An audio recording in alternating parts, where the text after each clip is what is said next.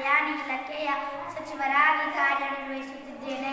ನನ್ನ ಹೆಸರು ಚೈತನ್ಯ. ನಾನು 5ನೇ ತರಗತಿಯಲ್ಲಿ ಓದುತ್ತಿದ್ದೇನೆ. ನಮ್ಮ ಶಾಲೆಯಲ್ಲಿ ನಡೆಯುತ್ತಿರುವ ಯುವ ಸಂಸತ್ ಕಾರ್ಯಕ್ರಮದಲ್ಲಿ